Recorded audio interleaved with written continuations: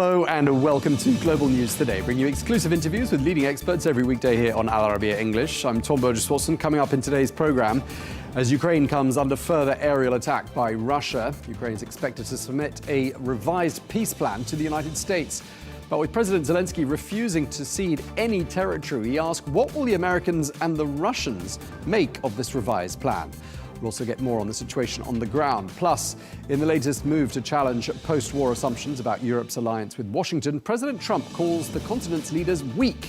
We ask, what's President Trump's issue with Europe, and why is he making these comments now?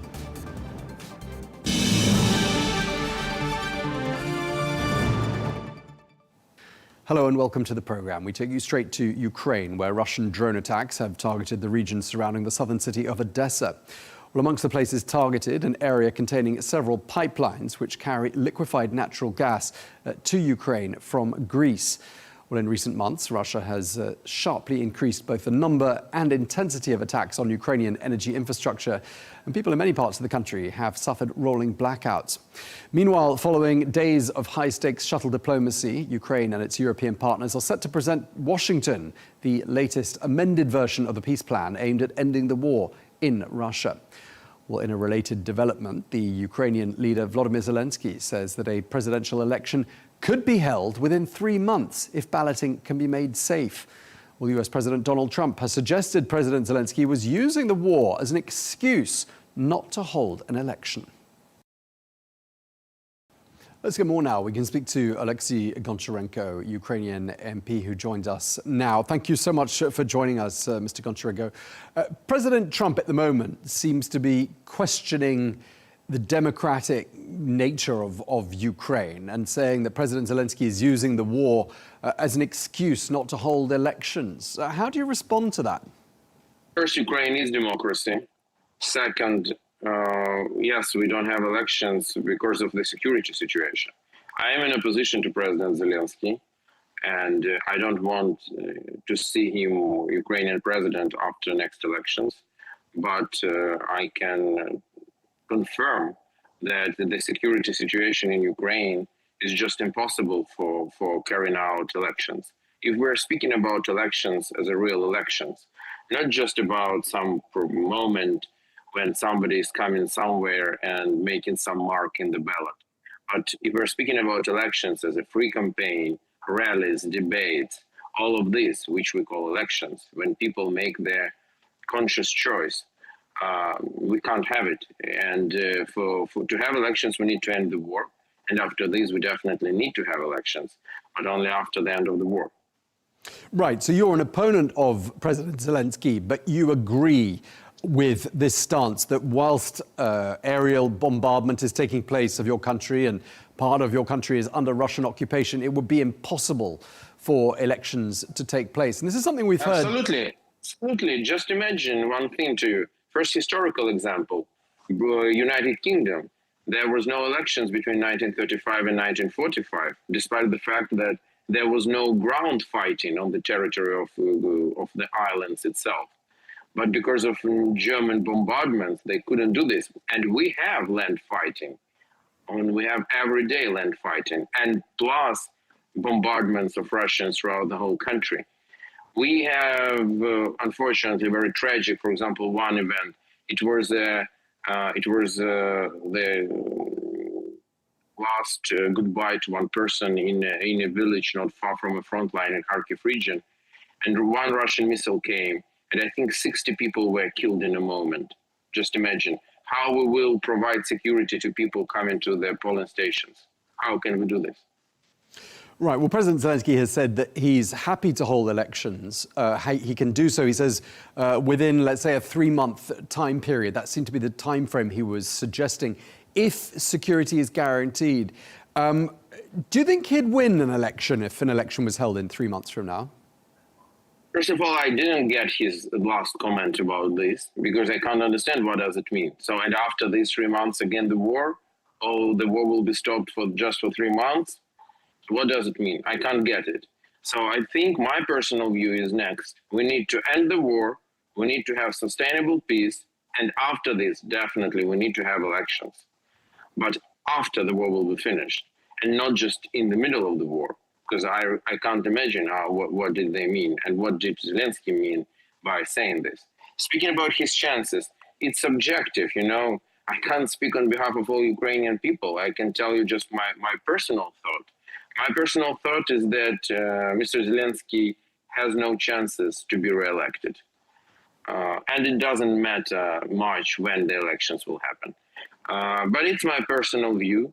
By the way, Zelenskyy himself promised when he ran for the first time in 2019, he said that I'm running at that time just for one term.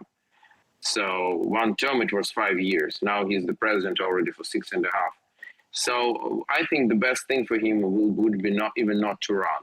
But it's up to him. So he will make his own choice, and then Ukrainian people will decide.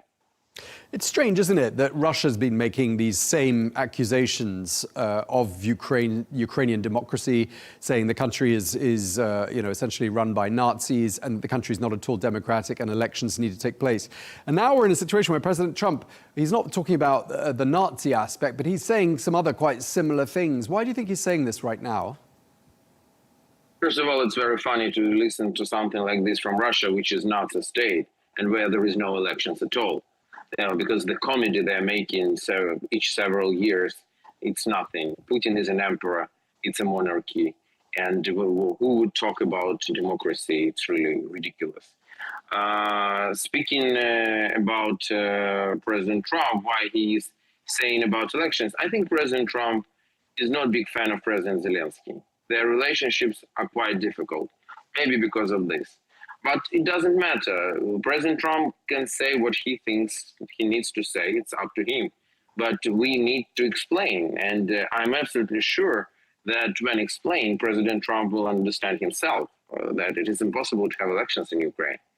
Again, it's not that somebody wants and somebody not. It's just physically impossible. Does it sound to you like President Trump is becoming more sympathetic to the Russians than he is to the Ukrainians? No, I don't think so. I think President Trump is sympathetic to Americans and to himself. That's what I think. And I think he tries to reach peace. And that's something we need like badly.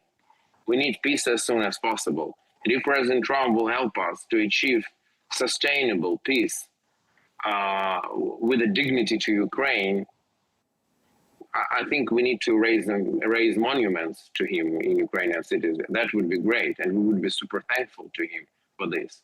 And I am very thankful that he continues his efforts. It doesn't matter what moves him by him. I don't know.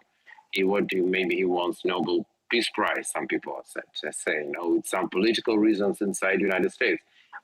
It doesn't matter for me at all. We need peace, and President Trump is trying, and he pushes. So thanks to him. The only thing I would advise him is to push Russians more. Because the problem is not in Ukraine. Ukraine agreed for ceasefire in March of this year. And if Russia would agree in March, the war would be over for almost 1 year already. The war continues because Russia doesn't want to stop. So the efforts should be on Russia. The pressure should be on Russia to stop the war because Ukraine is ready. Sure, and obviously Ukraine didn't invade itself. I just want to ask you, Ukrainian officials are expected to hand over today their latest peace proposals to the American side, to American negotiators. I'm just wondering what sort of a reception the latest push for peace is going to get from the Americans, given that they seem to be much more in favor of compromise, and the Europeans and the Ukrainians seem to be absolutely clear they're not giving up any territory at all. How do you think this will go down? I think this is diplomacy. So we have some propositions, some okay for us, some not. We need to work with those which are not okay for us. So territorial question is super difficult. One more thing which I would mention is security guarantees. Because we have zero reasons to believe Russia and Russian words. We had so many agreements with them and they broke all of them. They invaded Ukraine unjustified. They gave guarantees in 1994 when we voluntarily gave up nuclear weapons, the third largest arsenal in the world, to them. They gave guarantees that they will never attack Ukraine, and they broke this promise. And many, many times. So the only reason why we can believe that Russia will not attack Ukraine again is if we will have security guarantees which will prevent them from doing this.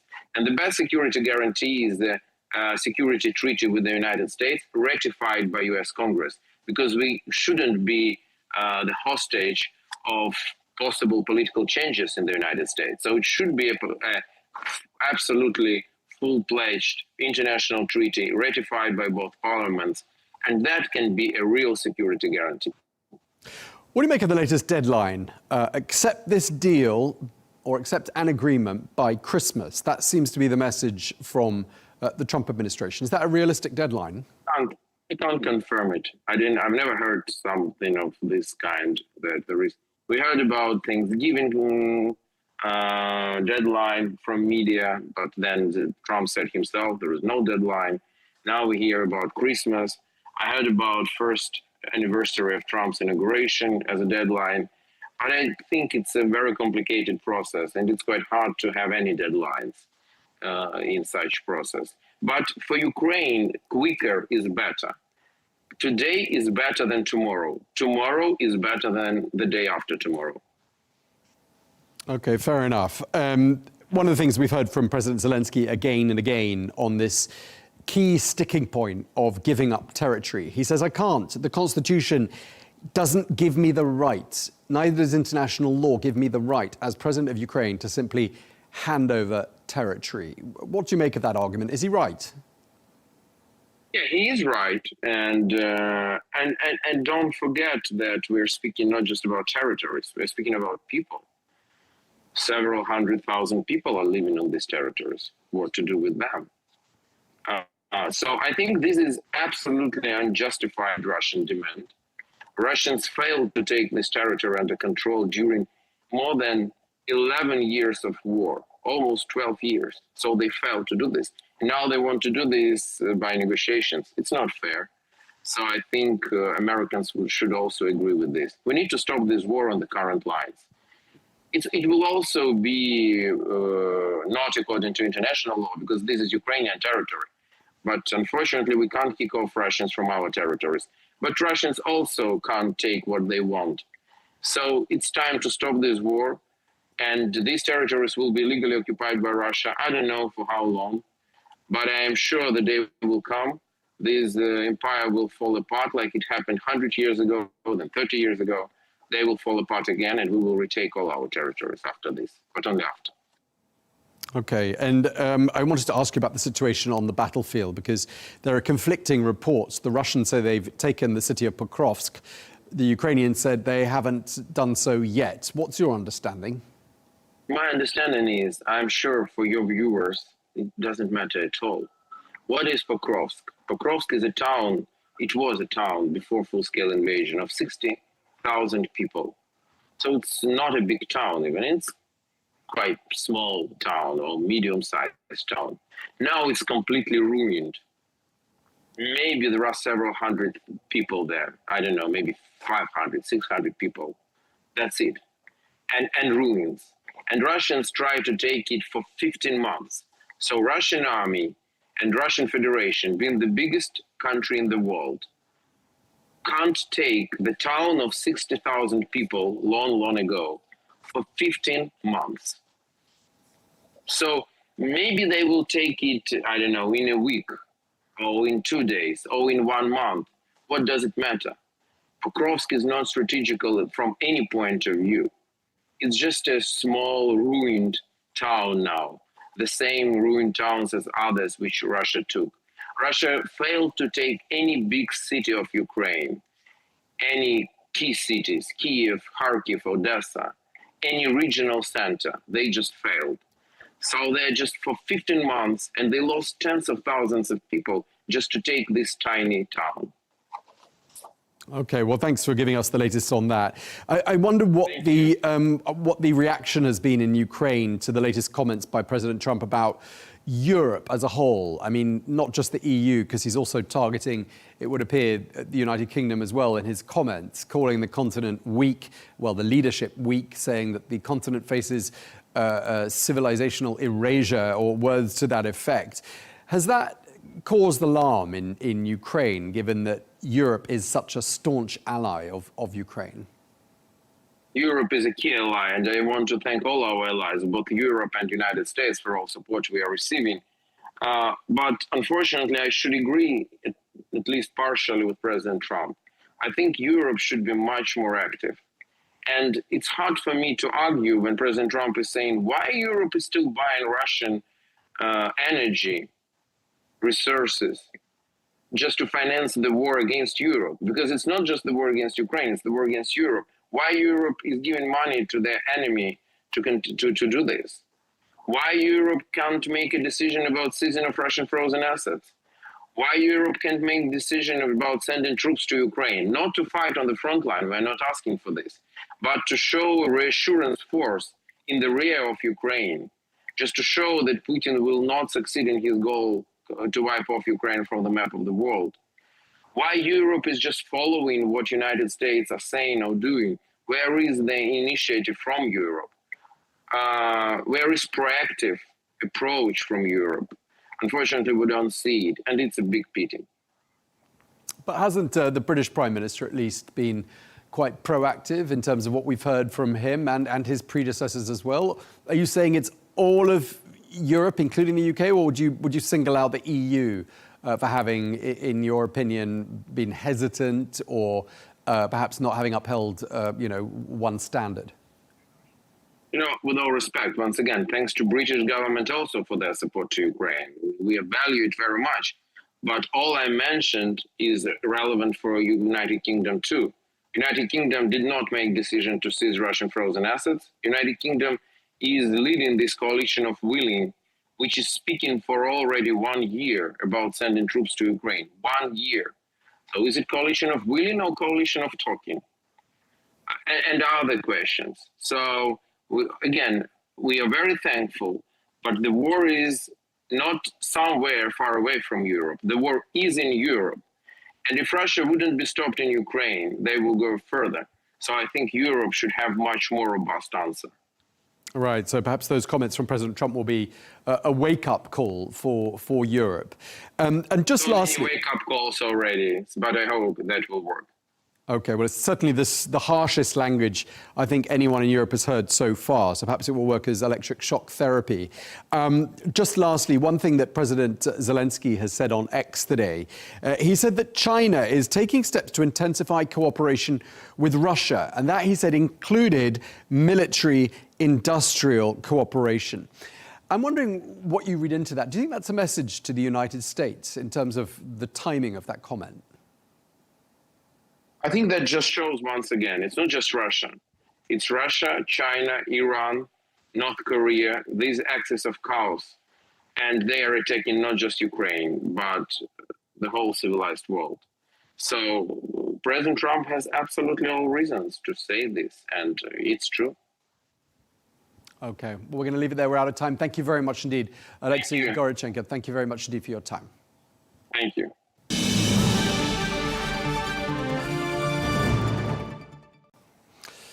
Meanwhile, the US President Donald Trump has taken aim at Europe in an interview with Politico, which was published on Tuesday. In the interview, President Trump called the continent weak and decaying, this with reference to Ukraine and what he calls the liberal migration policies of the continent. Well, Washington has long counted on Europe as a key ally. Well, last week, the US made its national security strategy public, and that also sent shockwaves across Europe. Well, let's get more now. We can speak to Carla Sands, former US ambassador to Denmark, Greenland and the Faroe Islands under President Trump. She joins us from Washington. Thank you very much indeed for joining us, Ambassador Sands. Is this new, this messaging coming from Washington, directed at Washington, or is it just the packaging and the wording that's new? I think it's difficult for our European friends and allies to take on board. It's like someone holding a mirror up to you and you don't like what you see, so you refuse to see it. But President Trump and Vice President J.D. Vance have actually been talking about this since the election with our European allies. We need Europe to be strong, to have strong economies, to have a strong and credible defense, to have sensible policies, to control their borders and their immigration. And it doesn't seem that they're interested in taking on board what is going to save their civilizations. The fact that and this is something I talk about with America First Policy Institute, the idea of it's not America first for our friends, it's nation first. The leaders need to have strong borders, control immigration, have a strong defense, have affordable and abundant energy, and make sure that the culture is protected. Every nation has a unique culture and history, and that must be celebrated and protected because every state is different. We don't want a globalist kind of idea where there's no nation, all borders are erased. That's not good for citizens. Okay, you've given us plenty to think about in that, and I'll come back to some of it. But I just want to ask you, I mean, President Trump, even before he took office the first time, was in favour, it seems, of Brexit, for example, you know, a country important like the United Kingdom leaving the European Union. And a lot of people questioned that at the time. Do you think President Trump has got a long-standing issue with the European project? Well, I think that he has a special affinity to the UK, to Great Britain, as do many of us, because many Americans' ancestors came from the continent or from Great Britain, but it's also where we got our laws, right? Those are from, where are they from? They're from ancient Greece, from Rome, they're from Israel, passed down to the UK, and they got things like freedom of speech, the right to defend themselves, the right to gather, and those informed our own Constitution and our Declaration of Independence. And so how our country was formed is a direct descendant of the UK and in some cases the continent. And we need those countries to have their freedom of speech because that's historically something that they've had. But we also need them to have strong economies. And they have a kind of, it seems, suicide pact to have a net zero agenda and deindustrialize and send most of their production. Germany's doing it right now, building more manufacturing in China, where this is controlled by the Chinese Communist Party. China, under the Chinese Communist Party, is certainly our greatest adversary and a real threat to our economic success in the UK, US, and the EU. Okay, I mean, obviously everything the president has said in the last few days on the subject of Europe will have come as music to the ears of the leadership in Russia. And, it really seems like the Russians have wanted to weaken the European continent for as long as it's been around for, in the form of the European Union. Tom, can I stop you? Go ahead. The idea is to strengthen Europe, not weaken Europe. We actually need Europe to be strong. But we also think that Russia doesn't have to be an adversary and linking arms with China. We think that it's better if Russia rejoins the community of nations and has normal trade and ends the war. But we saw what happened this week. We had Keir Starmer, we had Macron, and we had one other, Merz, I think, meet with Zelenskyy, and then Zelenskyy declines the peace deal and says, no, he's not willing to lose any territory. He's losing the war and has no chance to win. And so what's happened is some of the leaders in the EU are scuttling the peace deal, along with probably some leftist Democrats in the US, probably also in Zelensky's ear. The fact is 27,000 young men died last month because of this war. President Trump wants to end the war. There are so many good reasons to end the war. And it's not going to be fair on both sides because Ukraine has no hope of winning. Right, but why in a public way weaken Ukraine's hand with the negotiations taking place? When in fact, Ukraine didn't invade itself. It was invaded by a hostile country, namely Russia in this particular instance. I mean, shouldn't there be at least a showing in public of solidarity amongst the United States and its allies? I don't understand your question, Tom. Can you rephrase it? I mean, why does it make sense now, with negotiations taking place, to be, taking aim at Europe, to be criticizing President Zelenskyy, when, surely that just strengthens Russia's hand? No, not at all. This document is actually, in part, a love letter to Europe, saying, we love you. We want you to be great allies and partners, strong defense, strong economy, please help us help you. We need Europe to course correct and do it very quickly. There are predictions I have read that within half a decade, Germany will collapse economically because of its bad energy policies and its deindustrialization, losing that the heartbeat of Europe the manufacturing base of Europe has been Germany for decades, since the EU was created. But because of its policies, it's not thriving. And then because of the immigration problems and the demographic changes, like President Trump mentions in the national security strategy, there are concerns that some NATO nations will no longer choose to be part of NATO. And NATO is the greatest security agreement between strong countries in the history of the world. It is the strongest defense pact that's ever been created, and we want to keep it strong.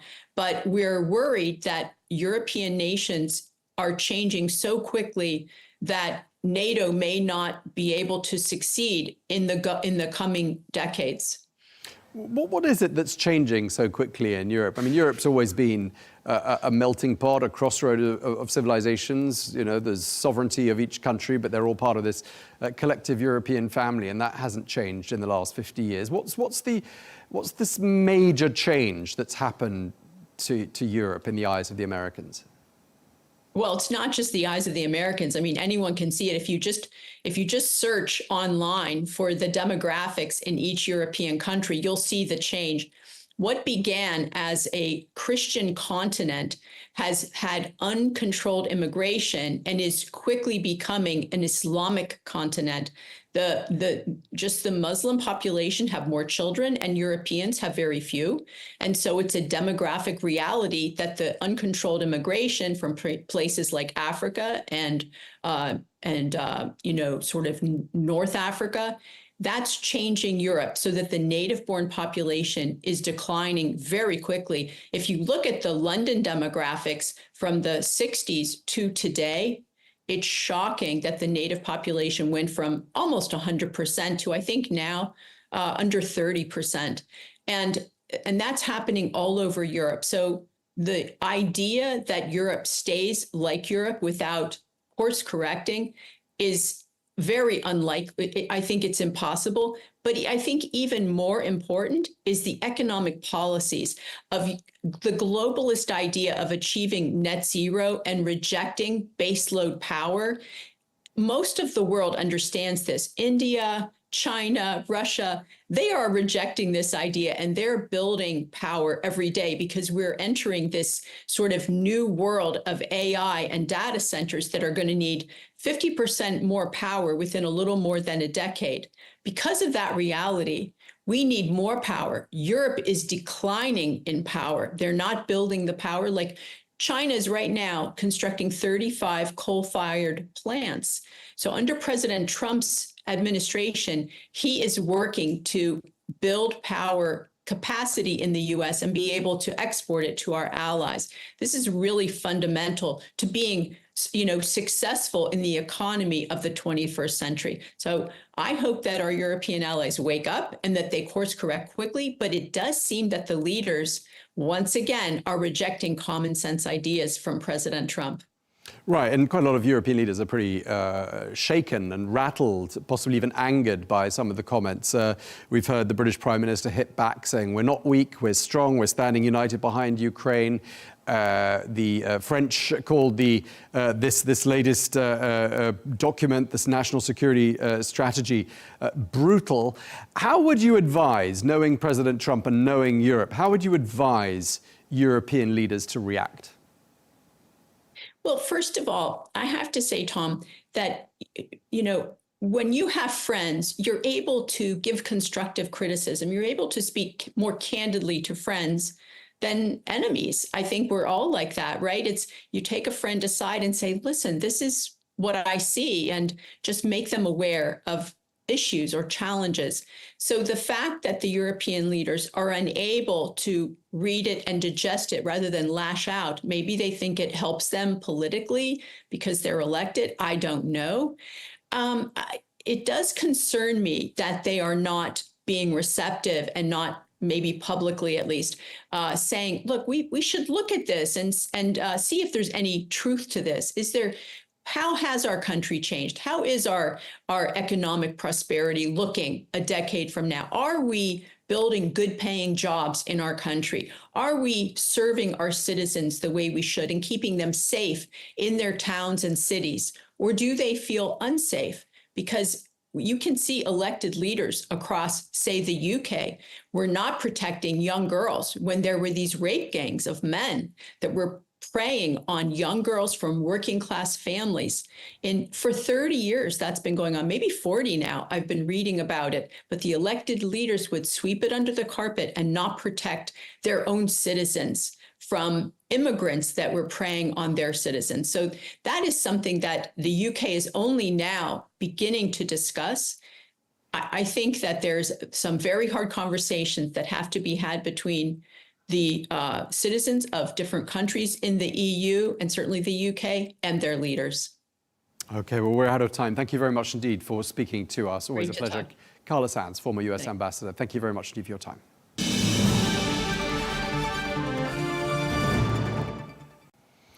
Well, we're joined now by Sergey Markov, who is a former spokesperson of the Russian President Vladimir Putin. He joins us now from Moscow. Mr. Markov, thank you for joining us. We've heard in the last 24 hours or so the Russian Foreign Minister Sergey Lavrov praising President Trump for his role in the Ukraine peace effort. He says he is the only Western leader who shows an understanding of the reasons that made war in Ukraine inevitable.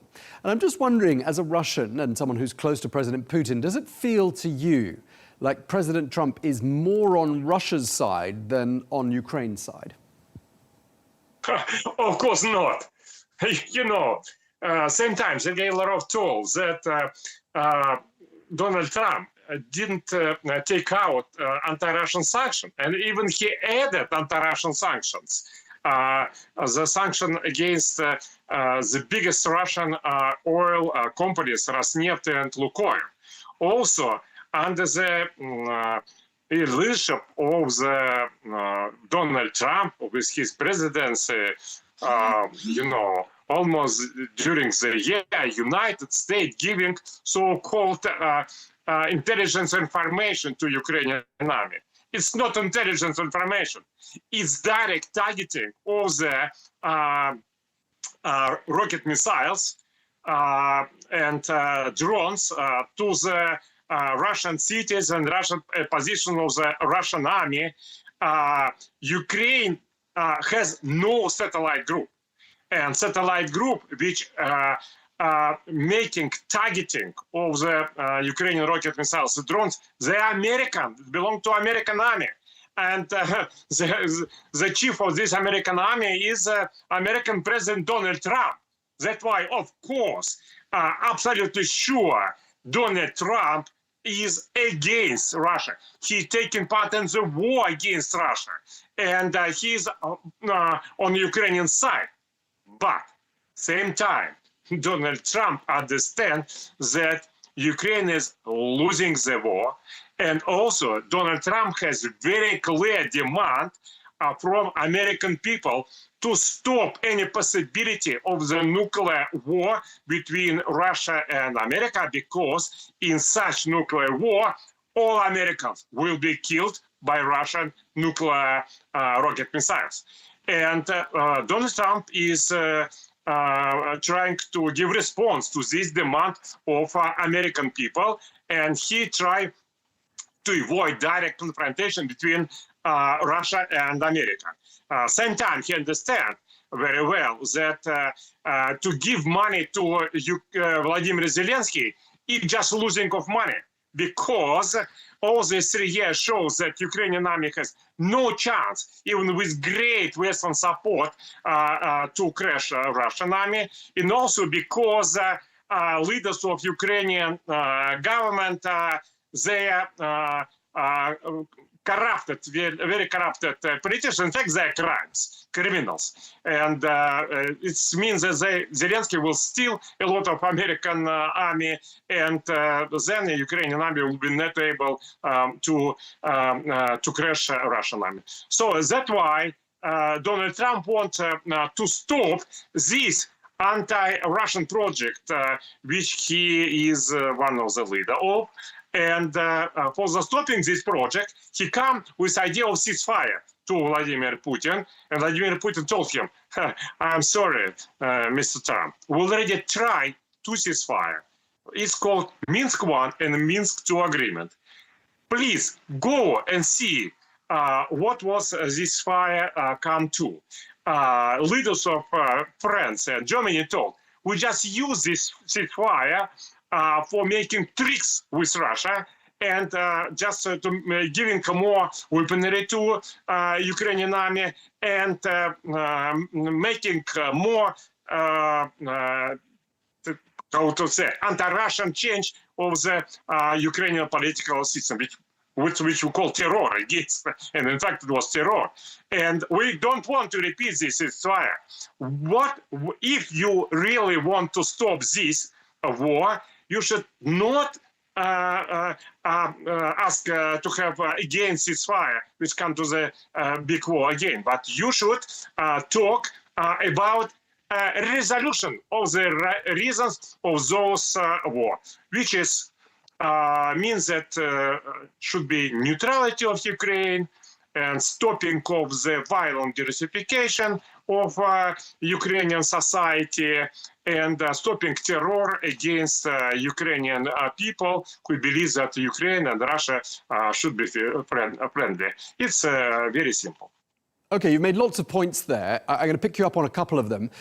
First of all, I heard you there talking about this as a war.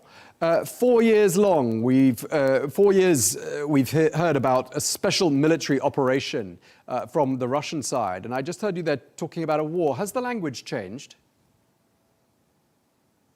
Of course, this is the war. Yeah.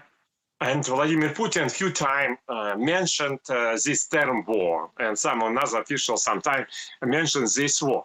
But nevertheless, Putin also many times stressed that it's not normal regular war.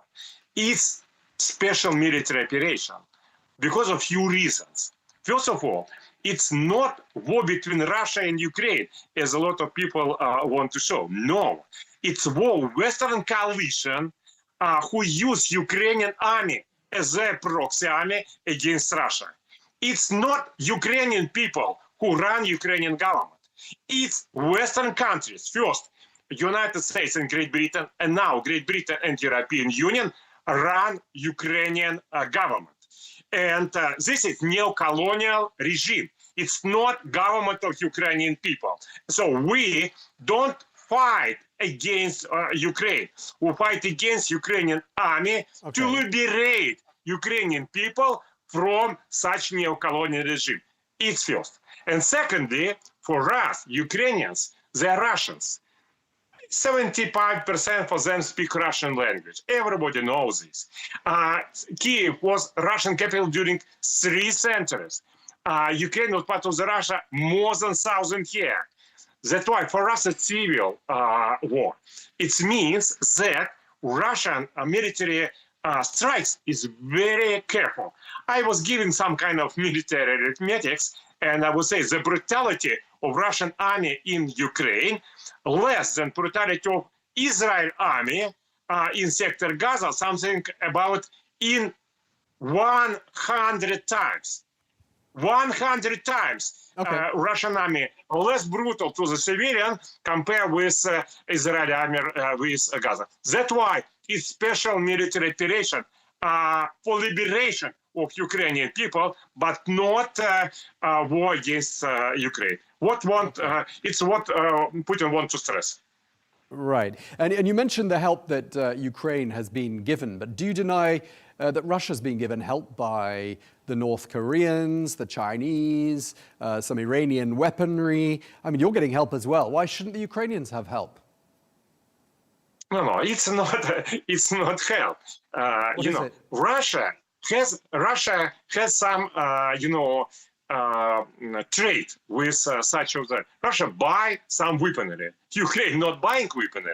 It's Europeans and British and American give this weaponry to Ukrainian army. It's a huge amount. Now, in fact, 90% of the Ukrainian army, it's not Ukrainian weaponry. It's not Ukrainian government bought. It's what it was given to them. It's first.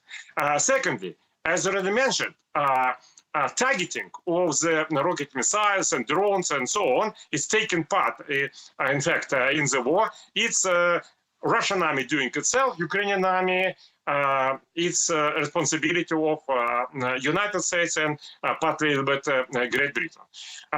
Then another important thing, it's huge economic supply. In fact, the Ukrainian government has no money to pay to own officers and soldiers. It's Great Britain and European Union pay to Ukrainian soldiers and officers and generals. So, if Ukrainian army fight against Russia by European and British and American weaponry, if they paid by Europeans and British, if this weapons target by Europe's and Great Britain and United States, why is Ukrainians war? No, Ukrainians just used by Western country, in fact, as slaves. I would say these strong words. And in fact, look, Ukrainians, for example, what they fight for? They fight for the prohibition of their native language, because native language for 75% of Ukrainian is a Russian language. They fight for the prohibition and crashing of Orthodox Church, what was Church of themselves, of their grandfathers, grandmothers, and other people who born them. They're crazy. No, they are under strong dictatorship. Ukrainian soldiers hate to fight because Zelenskyy criminal regime keeps their families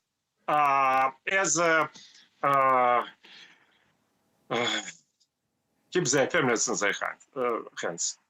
Okay. So from our point of view, it's Russia not getting help even at all. Russia just buys this. But Ukrainian army, it's not help. It's just if 90% not from Ukraine, but from Western countries, it's not help. It's just Western war. Okay. Something else I wanted to ask you about is we've heard President Trump making various comments that have made some of the European leaders quite nervous. First of all, we saw the US national security strategy that was published last Friday. Moscow has welcomed that and said it largely aligns with Russia's view of things. He's also called European leaders weak. What do you make of these comments? First of all, of course, Americans should explain themselves what they mean. But how we understand? We understand that, first of all, that Donald Trump more represent not deep state. And deep state is enemy of Donald Trump. But Donald Trump represents more American people. And this attempt of Americans to reset democracy. But democracy already have been diminished in European countries, where European government and European Commission as a government of European Union, they are under the control of the deep state, which called Euro bureaucracy. That's why Europe moved from democracy, and European governments represent not the interests of people in the European countries, but they represent interests of this deep state and partly global corporations. That's why they have absolutely different interests. And I'm very glad that America tried to recover, American people tried to recover democracy, which had been stolen by Biden and by these European leaders from the people.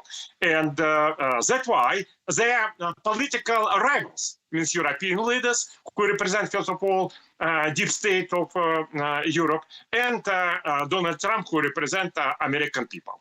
So they are rivals. They have different interests. That's why they have a different policy. It's one. Another important thing that now, in the past, Europe was one of the two economic centers of the global world. That's why Europe, the alliance with Europe was very important for the United States. Now it's absolutely clear that Pacific Ocean area is becoming second center of economic development. That's why America more interesting to pay to spend the activity to the Pacific Ocean and to diminish its activity in European direction. That's why Donald Trump said, look, you have threat military? No military threat to Europe. You are now very economically important? Already no. Okay, that's why we will step down our troops from the United States. And if you want to defend yourself, please increase your military spending from 2% to the 5%. Okay. And also, please, we see that you have very big problems with democracy. And by the way, everybody knows that European Commission falsify election in Romania, European Commission falsify election in Moldova. And by the way, European Commission strongly support ultra-repressive neo-Nazi regime in Ukraine, which is indicator that Europe not democratic area anymore. Okay. And we agree with Donald Trump on this issue. Okay. Sounds like you agree with Donald Trump on quite a few things today. I want to ask you about something else you said earlier. You said Russia is winning the war. That's something that Donald Trump has said as well. And I just want to ask you, I mean, we're 4 years into this war. You know, Russia is a much larger country with a much larger army. Yes, you may have managed to take 19-20% of the country, but even the Battle of Pokrovsk, which has lasted 18 months, it's a small city in Ukraine. Russia says it's taking control of Pokrovsk, and Ukraine says, no, you haven't. But, I mean, if you can't even take the Battle of, you can't even take a city like Pokrovsk, which isn't even a very big city, you've only managed to take 20% of the territory. I mean, do you have to admit that the Russian people have underestimated Ukraine? No, absolutely not. We underestimate it's how strong, repressive, totalitarian, neo-Nazi, neo-colonial, terroristic regime had been created by Americans, British, and Europeans. This is what we underestimated. It's first. Secondly, every military analyst, as you may know, thought that this war, Ukrainian war, should be looks like not World War II with big moving of the big tanks division and so on. It's like World War I, where it was a very intensive war on the small piece of land. And World War I, main goal was not to take some villages and small cities. World War I was about undermining and crashing of the army of one of the sides. You may know that Germany defeated in the moment when no foreign troops, French or British troops, was on the German territory. But German troops was on the French territory. But nevertheless, German recognized that German defeated. Why? Because German army and German government appeared to be in the crisis. It's exactly what will happen in this Ukrainian war.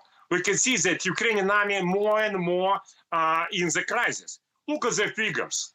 Ukrainian army, as Zelenskyy told now, something about 550,000 soldiers and 300,000 Ukrainian soldiers. They left from the army. You can imagine. They gone. They hide away from Ukrainian government. You see a lot of video show this video to your audience that every day on the streets, Ukrainian military authorities taking men on the Ukrainian streets as dogs, in fact, and move them to the army. They don't want, Ukrainian men don't want to fight. And also, you see the political crisis of the high-level corruption in government of Zelenskyy. This is characteristics, main characteristic of the Russia who is winning the war. Not some villages or small cities like Krovsk, but crashing of Ukrainian army, crashing of the Zelenskyy repressive regime. It was the ending of the war. Just very, very briefly, Mr. Markov, because we've got 30 seconds left. I just want to ask you very quickly, the European Union's got 210 billion euros of frozen Russian assets. And according to the ECB president, Christine Lagarde, she sees a pathway for legally using that money to support Ukraine. How will Russia react if Europe uses Russia's frozen finances in this way? It's stupidity of Europeans. It's criminal. It's crime, of course. All of these European leaders should be in the prison because of this stealing of the Russian army. But it also is stupidity because, first of all, Russia will take some of the frozen European businesses which on the Russian territory. As I understand, it's something about the same amount of money. But also, Russia will go to the court and Russia will say, everybody, look, Europe is not a safe place for every government. And as I know, Saudi Arabia, China, United Arab Emirates, and other countries are going to take a lot of billions from Eurozones if European Commission will steal Russian currency reserve. All right. Thank you very much indeed. Thank you for your brief answer. Sergey Markov, former spokesperson for the Russian President Vladimir Putin. Thank you for your time, sir. Thank you.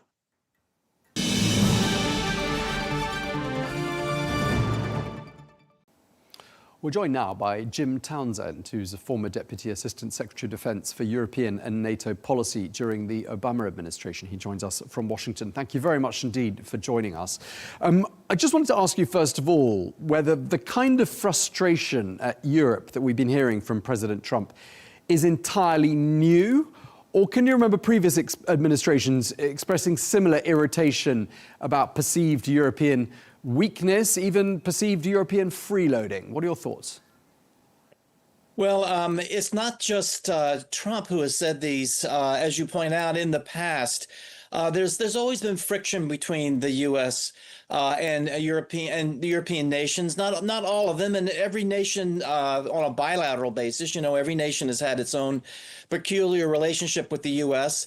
And so over time, during the Cold War, after the Cold War ended, there were times when there was friction between us. But what's different here is with Trump, these are this is an assault on their own domestic cultures, their own domestic politics. Issues, and he is not being diplomatic at all. I mean, a lot of the friction in the past certainly was coated with a little bit of diplomacy and diplomatic talk, but this is very blunt and contradictory in a lot of ways too. So so while there has been on a normal basis frictions in the past, this one is different. Right. Okay. So, I mean, there's been this assumption in the post-war era that the alliance between Washington and Europe is ironclad. I mean, would you say that that assumption has now been seriously challenged?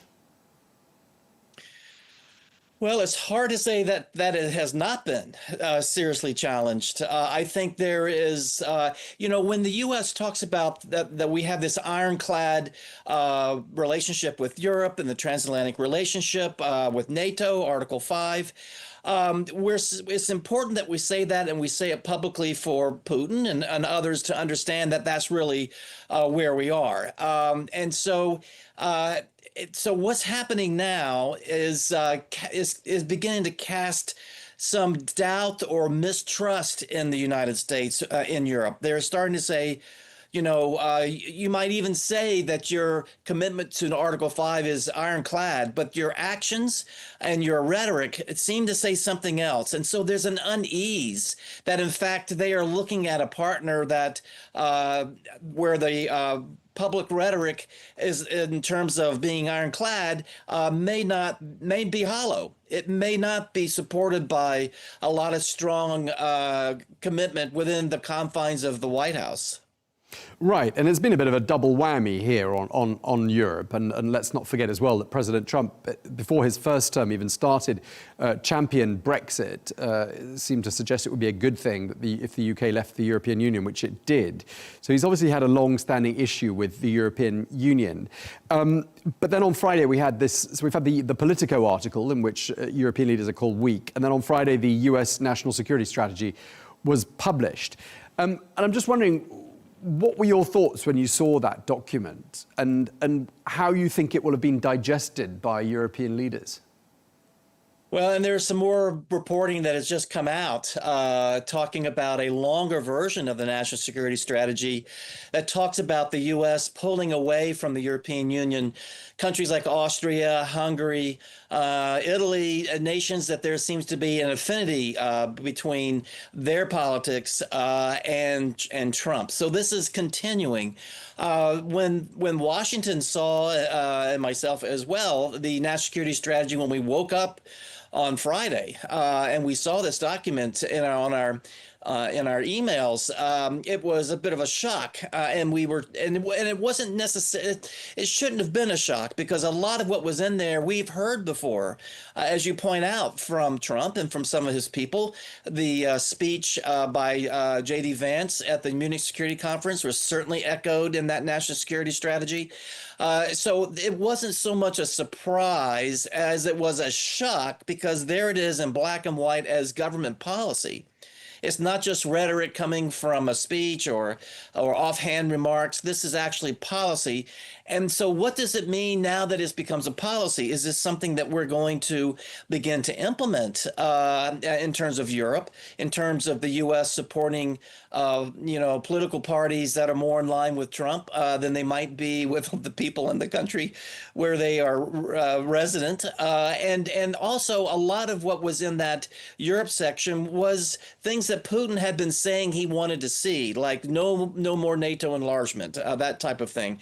Here now, as a matter of policy, the administration says that it supports that. So there's been still going on here in Washington on the outside of the government, trying to understand this, and particularly the implications for it. Where is it just noise, and where is it actually substance?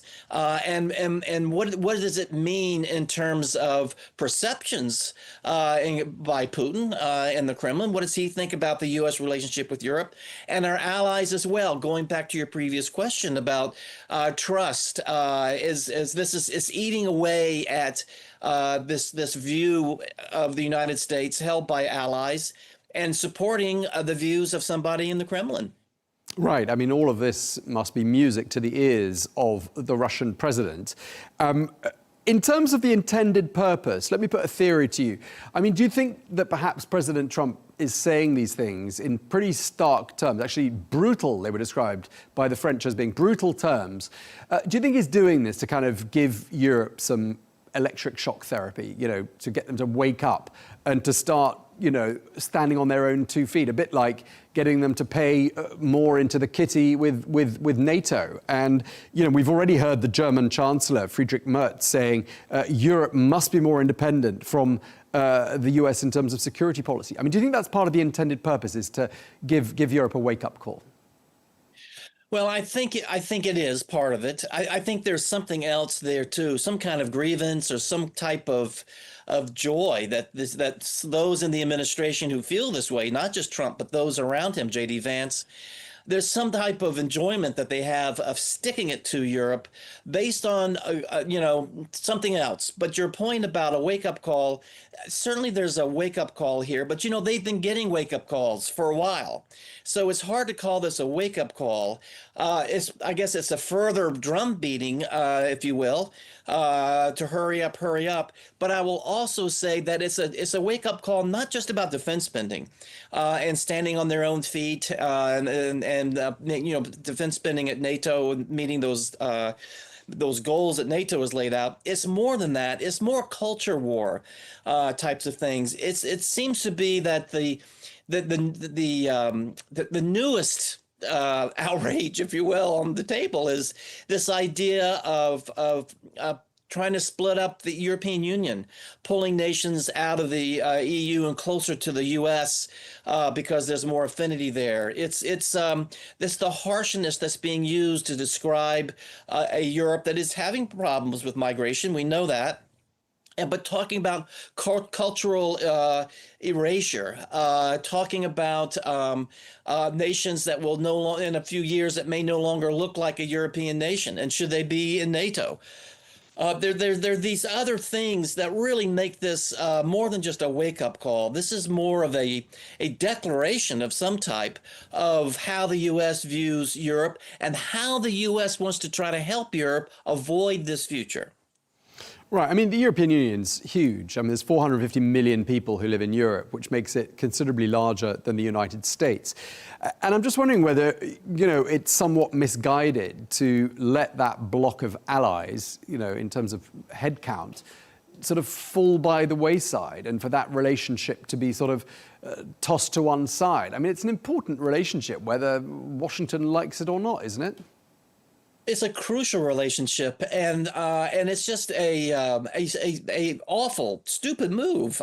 No one seems to understand why the administration feels it can say these kinds of things, do these kinds of things, and not expect to hurt this relationship. It could be the way the White House looks on this, and the people around the president. They might look on this as the Europeans had no choice but to do as we say, to listen to what we're saying. It could be that they feel they can get away with this because Europe is dependent on the United States. Europe is locked in the United States, and we can say these kinds of things with impunity. And it makes them feel good to say it, I guess. But that's the only thing I can think of, because at the end of the day, when you look at this with realism, and you look at this under a lot of different headings, this is a bad move to undercut these allies with whom we share a lot of values and a lot of history, and who we will need in our camp as we deal with threats in the future. I mean, I don't know whether you think European leaders would be advised not to react to this in a public way. And we haven't heard a huge amount of reaction. Don't know what your thoughts are on that. We have heard the British Prime Minister Sir Keir Starmer saying, we're not weak, we're strong, and we're united behind Ukraine, because that seems to be the context in which some of these comments have emerged. But coming from the British Prime Minister's perspective, I mean, I'm just thinking to myself, the British only a couple of months ago gave President Trump a full second state visit, and there was lots of sort of, handshaking and hailing the transatlantic relationship. So to hear this now must come as quite a stinging and unexpected rebuke from President Trump. What are your thoughts? Well, you're right. But to your earlier remark, too, about how the reactions in Europe have been muted, I think it's from what I understand, talking to a number of allies over the past few days, that seems to be the approach that they've agreed to, is that let's don't rise to the occasion, rise to the bait, if you will, and become overly reactive, emotional, all the things that most normal people would do in reading something like this. They wanted to be cool, and they wanted not to have an overreaction. And I think that's what we're seeing a lot of right now. But I think behind closed doors, there's a lot of concern and a lot of I guess, caution not to hurt the relationship that they have, because they do need the United States. This isn't easy for them to just toss their relationship with the United States off to the side either. So they're having to be cautious. They want to keep this relationship as best they can, salvaged as much as they can from this relationship. So they're not going to overdo it. But there's going to come a time when they're going to have to say something. Maybe now that this longer version of the national security strategy becomes public, they'll need to say something. But at the end of the day, if it leads to Europe becoming stronger, more unified, more focused on standing on their own 2 feet, stronger militarily, able to deter Russia, if from all of this noise and clashing symbols coming out of the White House, if it can lead to Europe actually doing this over time, that would be a good thing, but certainly coming at a high price. Right, I just want to ask you one other thing. I mean, really a theory I wanted to put to you. I mean, it's very well for President Trump to say these things and for his Vice President, J.D. Vance, to say similar things. But when we look at the level of cooperation, for example, the Five Eyes intelligence sharing agreement that's in place, I mean, at a working level, that's not going to change, is it? I mean, intelligence sharing, which is a really important part of the relationship between the United States and, for example, the UK. I mean, that happens at a much lower level than at the sort of the White House level. That's going to carry on as it always has done, isn't it? Well, I think it will. I think the characteristics might change a little bit. It might get a little more quiet, a little more underground in terms of the analysts and others who exchange information. Because in the U.S., of course, some of Trump's most loyal lieutenants are running key parts of the intelligence community. So I think the continuation of this close Five Eyes, or even on a bilateral basis, intelligence relationships between the U.S. and other countries, if certainly the other countries will think twice about releasing information to an analyst, say, that they have dealt with for years, maybe at the CIA or elsewhere.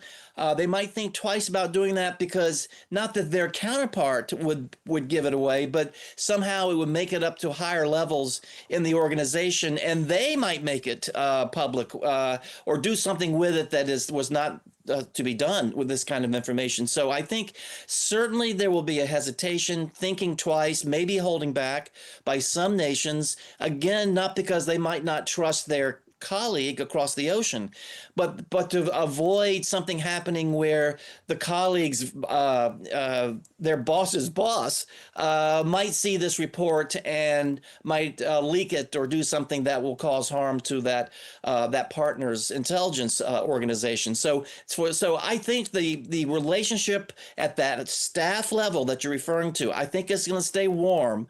I think they're going to keep it alive. I think they're going to have to do it more quietly, and I think there will be, some caution on the side of the U.S. partners about what they give and when they might do that. Right, and just lastly, I wanted to ask you about one final set of comments that we've been hearing from Europe, from the Vatican, actually, because Pope Leo appears to be weighing into certainly the issue of Ukraine. He met President Zelenskyy yesterday, and he said, the war in Europe is in Europe. Security guarantees must involve Europe. Not everyone understands this. That's a rebuke to President Trump, isn't it? Well, I can't really speak for the Pope, and I'm not sure what his rebukes look like.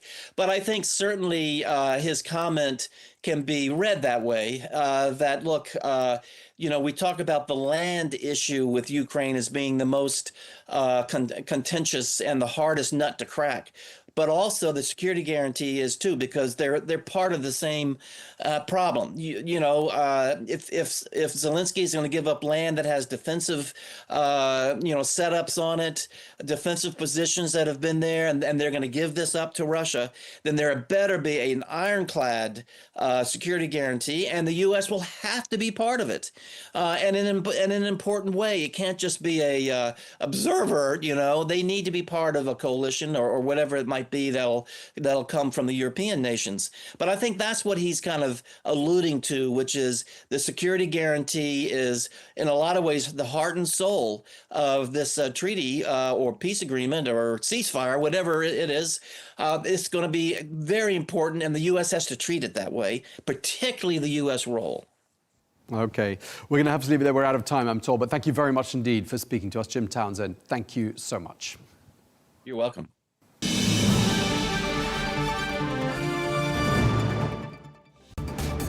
Well, that is all we have time for on Global News today. Thank you very much indeed for watching. Be sure to join us again tomorrow with some more exclusive interviews. Until then, goodbye.